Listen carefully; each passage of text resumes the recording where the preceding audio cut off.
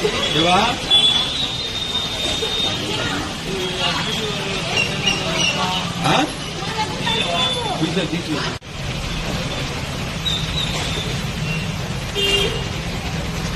వెళ్దామా బ్యాగ్లు ఆడున్నాయా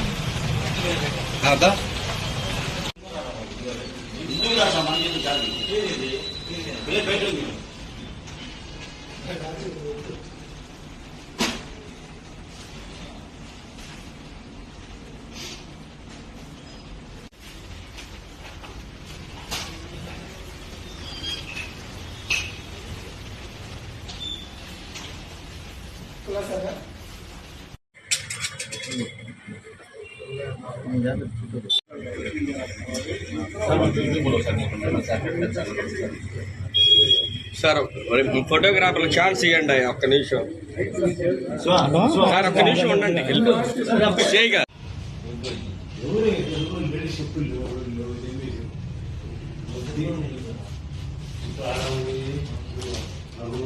సమాచారం మేరకు విషయాన్ని పై అధికారులకు తెలియజేసి పట్టణంలో కొన్ని స్పా సెంటర్లో ఇల్లీగల్ యాక్టివిటీ జరుగుతుందని సమాచారం రావడంతో ఆ విషయాన్ని పై అధికారులకు తెలియజేసి వారి యొక్క ఉత్తర్వుల మేరకు పార్వతమ్మ టెంపుల్ దగ్గరలో ఉన్న ఈ V2 స్పా సెంటర్ పైన మా సిబ్బందితో రైడ్ చేయడం జరిగింది.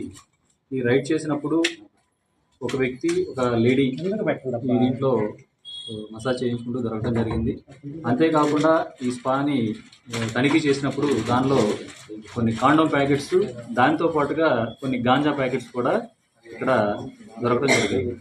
కాబట్టి ఈ స్పా సెంటర్ ఎవరైతే నిర్వహిస్తూ ఉన్నారో ఆ నిర్వహిస్తున్న వ్యక్తిని కస్టడీలోకి తీసుకుని అతని పైన కేసు నమోదు చేయడం జరుగుతుంది. సార్ అంటే ఇప్పుడు ఈ స్పా సెంటర్ ఆల్రెడీ 2-3 సార్లు గతంలో కంప్లైంట్ వచ్చినాయి, కానీ ఇప్పుడు ఇలా దాడి చేయడం మీకు ఏమైనా కంప్లైంట్ వచ్చినాయా?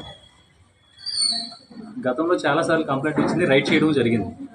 అప్పుడు మేము రైడ్ చేసిన సమయంలో అక్కడ జరుగుతూ ఉన్నదా లేదా అన్నది తెలియదు, మనం రైడ్ చేసాము.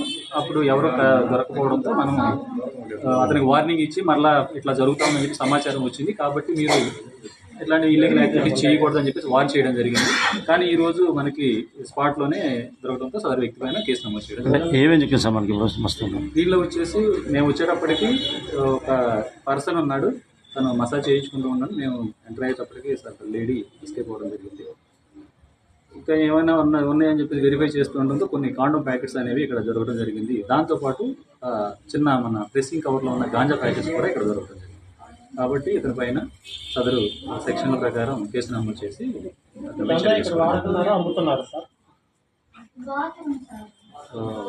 అతను అయితే పర్చేజ్ చేయడానికి అమ్మడానికే ప్యాకెట్ చేసి పెట్టుకున్నాడు. కాబట్టి